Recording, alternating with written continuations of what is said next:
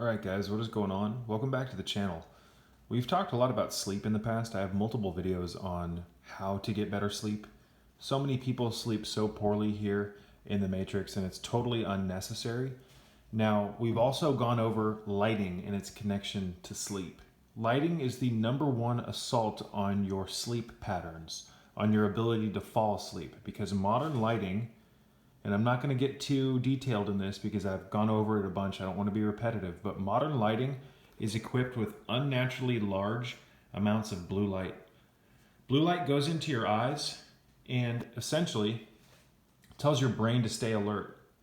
It does this at the expense of suppressing endogenous melatonin production. So, long story short, when the sun goes down or went down, let me rephrase that. When the sun goes down, we are supposed to be in an absence of light.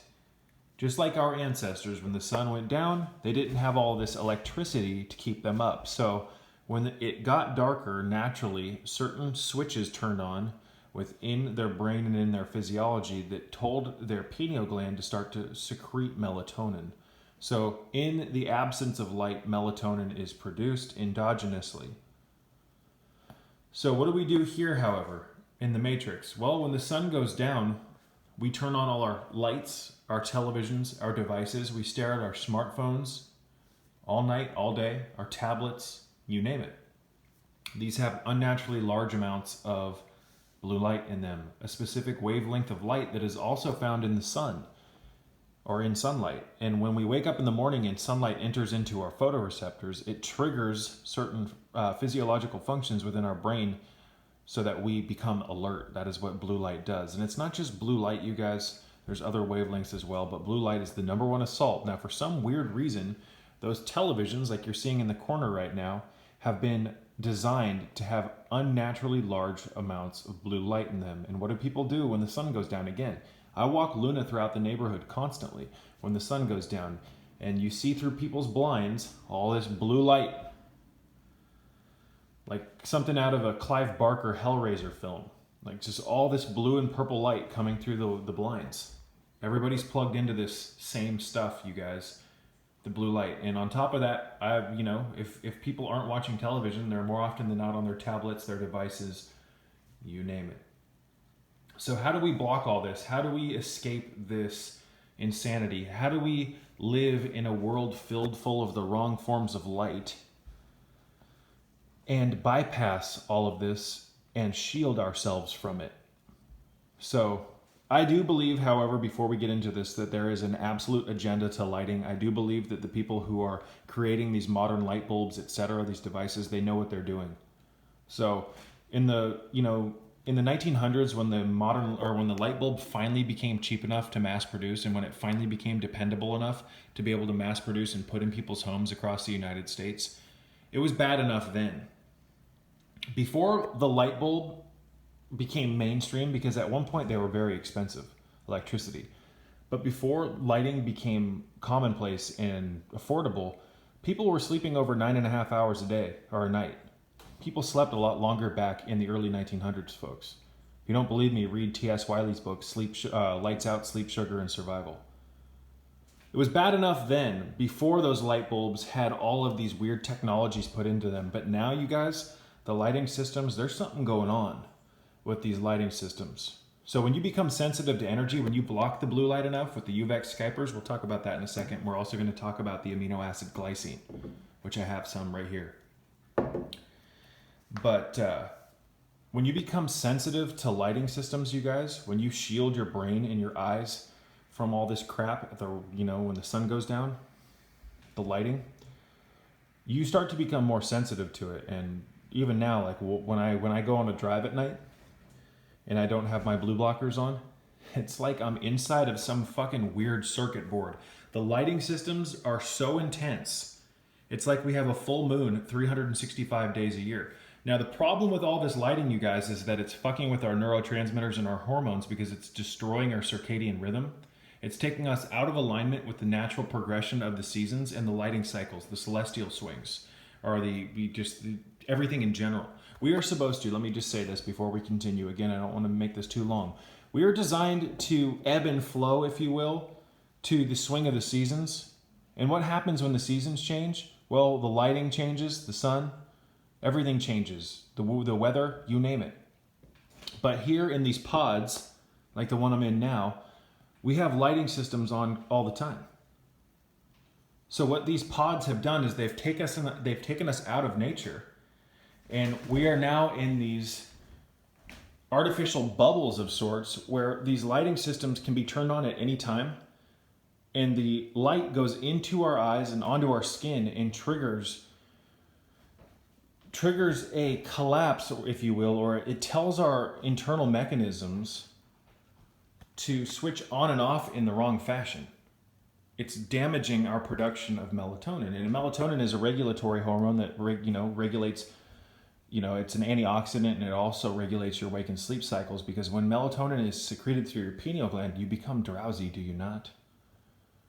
So long story short, when the sun goes down, we turn our devices on. The blue light from our devices tells our brain that the sun is still up.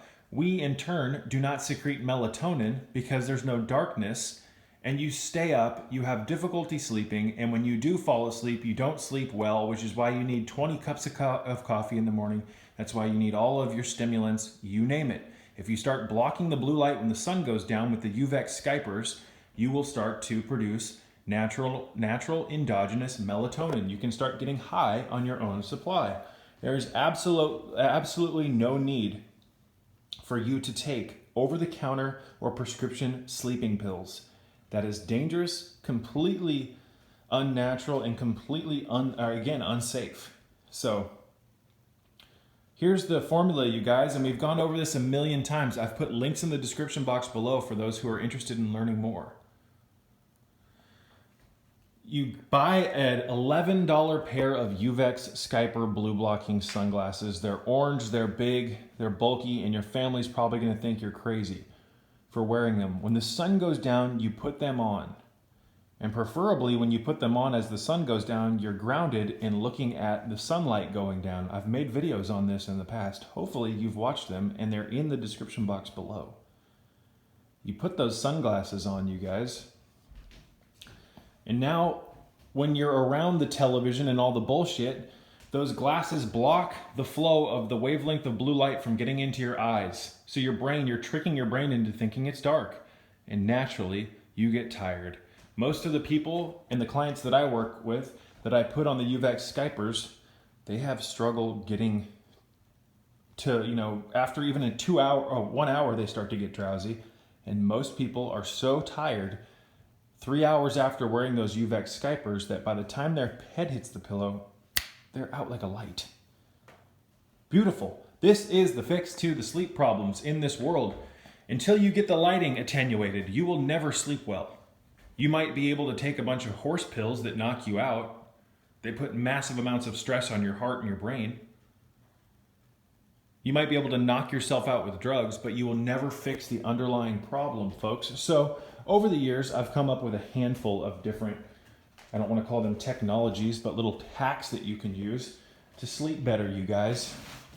So after all of the experimenting that I've done, what I've found is more often than not, all you need to do is wear the UVEX Skypers. That's all you need to do, you guys. They're $11. This channel is all about a grassroots approach to this crazy modern world that we live in, where everybody's trying to rip you off and charge you out the ass for things that you don't actually need. If you actually watch my channel and pay attention, 99% of the things that I promote, not only do I not make money from them, but they're dirt cheap. A $10 pair of glasses to help you sleep better, which will improve your life drastically in 1 week, at the very least, let alone a year. Block blue light for a year and watch what happens. Blocking blue light very well could protect you from brain cancer, brain tumors, dementia, and a handful of other issues, but that's besides the point. Grounding is free. I promote grounding all the time. Ascorbic acid, vitamin C, is dirt cheap. Magnesium is dirt cheap. Rice, beans, meat, and real food like pastured eggs is dirt cheap. Come on, guys. We can all do this. We can all get our shit straight and fix our lives. So again, this is an amino acid. This is known as glycine, or 2-aminoacetic acid. This is a very basic amino acid, folks, the most basic amino acid, and it is a neurotransmitter. Now, what are amino acids? Amino acids are the basic building blocks of protein. This is an isolated synthetic form of glycine. Your body produces its own glycine, but you can also supplement it. And supplementing glycine, you guys, has a handful of benefits. Not only does it lower stress very effectively in most people, but it also helps improve and promote sleep. This is also very good for people who have gut-related issues, people who have leaky gut. Now, preferably if you do have leaky gut, you're going to want to get glycine from bone broth that you make at your home. That is one of the, that's one of the reasons why bone broth is so effective. It's got glycine. Now, this is supplemental bulk glycine that I buy. I've gone through about half of this. I don't take this every day, but there's some days where I'm a little stressed and I need a little assistance getting to sleep to calm my mind down a little bit.